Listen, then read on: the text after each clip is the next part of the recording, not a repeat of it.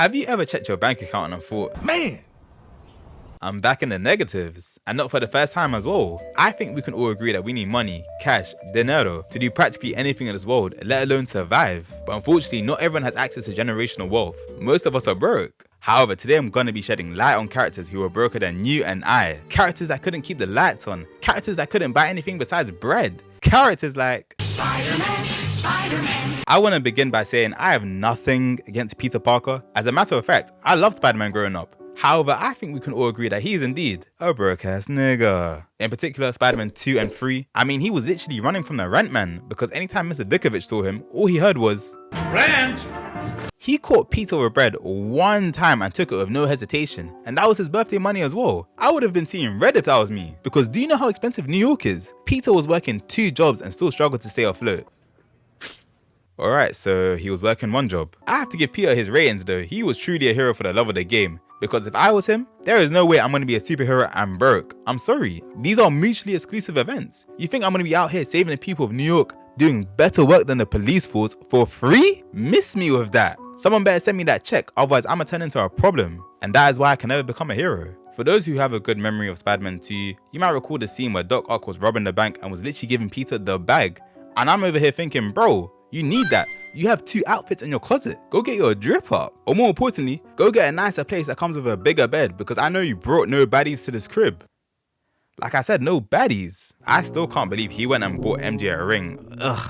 And he had to corner it as well. The shopkeeper really put that option on display as soon as he saw Peter. Bro must have felt the poverty from a mile away. It may be a different movie, but Peter was still dodging rent like Rod Wave dodging salads. Mr. Dickovich tried to ask for the payment one time, but came across a black Peter, and guys know he was always on timing in more ways than one.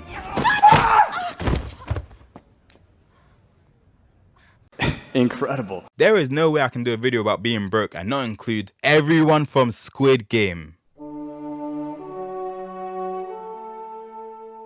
Everyone here was suffering from crippling debt. The masked men started bailing out people and I was hearing some crazy numbers being thrown up. This guy had a debt of over $1 billion, which is like 700k. And that leads me to ask 2 questions. Who is lending you such copious amounts of bread? And how are you losing all of it? I know some of these people definitely got scammed. Imagine having to go on Squid Game because you got set up by Jane, who lives 1 mile away. I think I would cry for a week. Although Keon's debt wasn't as wild as $1 billion, it's definitely still up there. He owed money to the bank and worst of all, loan sharks. The situation got so bad that he was forced to sign away his physical rights. And what that means is, if he's unable to pay them on the next installment, they were allowed to sell his organs. And it doesn't help his case that he's also got a gambling addiction. Loans plus gambling equals hardship. This is a well-known equation. He didn't have the means to gamble, nor was he able to borrow more money. So he went the extra mile and used his mum's credit card for the parlays. And it wasn't like he was betting on basketball or football games. Bro stole the card so that he could bet on horses. This is like 90% chance, and I would know because I've done it myself. No, my mom's credit card, of course. That's insane. Keehan was so brass that he couldn't even get his daughter fried chicken on her birthday. Hashtag worst father in fiction. If you know the lore behind Squid Game, then you may have heard of a show called... I won't speak about it too much because I intend to do a video on it at some point in the future, but just know that a lot of inspiration was taken from it when creating Squid Game. The anime follows the life of a bum called Kaiji, who similar to Kian had a gambling addiction, and just like all bad gamblers, he's in debt. But so am I. Let me tell you something real quick. University is the greatest scam to ever exist, but guys aren't ready for that conversation yet. Trust me. The main difference between this bozo and Kian is that he co-signed the debt of one of his co-workers. When you look at this from one perspective, you might think, oh, how generous. But no, how stupid. He barely knew the guy at the time and now he has to pay the Yakuza millions of yen for a debt that wasn't even his. But just like Squid Game, he gets given a chance to clear it and then some by playing a series of games. I don't know what's with these guys in gambling. When the fun stops, stop. The only gambling I've ever done was FIFA packs, and was it worth it? 1000%. I mean, I never got anything good. Well, apart from that one time. But that's neither here nor there. The next person I have on this list is someone who was truly stuck in the mud. And his name is...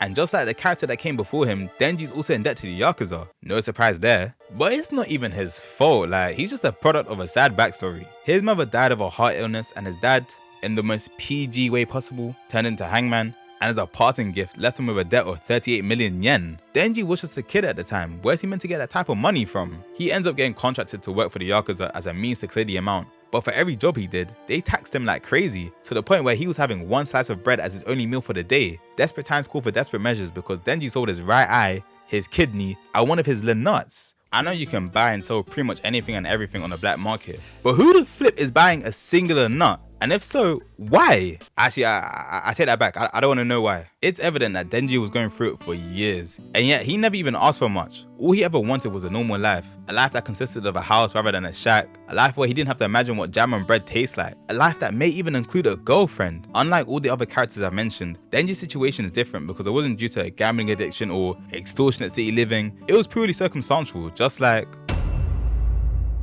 Reading or watching Charlie and the Chocolate Factory almost felt like a mandate growing up in the UK. However, Roald Dahl was a very good author, so no complaints from me. Charlie Bucket is a child born into poverty. He lived with his mom, dad and all his grandparents in a house that is 1, incomplete. Charlie slept on the top floor of the gaff and the floor wasn't even finished. Number 2, this place is literally leaning. Just look at the door. How is that even possible? Life at the Bucket residence sucked. Charlie's dad probably had it the worst because he was doing graveyard shifts at a toothpaste factory just to come home to a wife that cooked nothing but cabbage water. Like, when are we gonna have chicken or something? And the description of their home life is 10 times worse in the book because they were only allowed seconds on Sundays. Bearing in mind they still had cabbage water on Sundays, but they were just allowed more of it then. The book also mentions that everyone in the gaff had to save up for a whole year just to buy Charlie a chocolate bar for his birthday, which he then saved over the course of a month. That means he was having 1/30th of the bar every day. At that point, are you even enjoying it? I'm sure we are all somewhat clued up on the story of Charlie and the Chocolate Factory, but as usual, I'ma whiz through it regardless. Charlie finds money on the floor, buys a Wonka bar and uncovers the last golden ticket, and the rest was history. Him and 4 other brats go on a tour through Mr. Woody's factory, but one by one they succumb to their human nature. Gluttony, pride, greed and wrath. At the end of it all, Charlie was the last one left, and as a reward, Wonka gave him the entire chocolate factory. And mark my words when I say this come up was glorious, just like that OG soundtrack.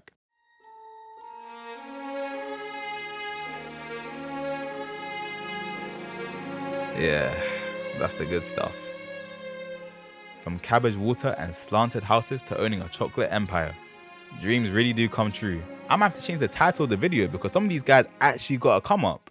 As you already know, Mr. 456 won the Squid Game, dyed his hair, cut his hair, and went back for round 2. He's a better man than me because I would have said Gabos and gone to Mykonos. Denji massacred the Yakuza members that he was in debt to and got that normal life he always wanted.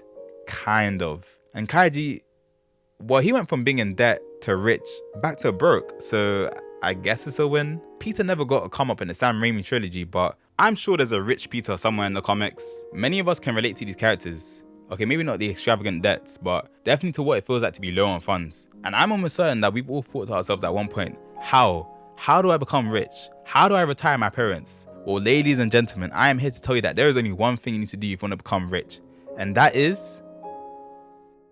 Wait, you guys are still here? I don't know how to become rich yet, but what I do know is that's all she wrote.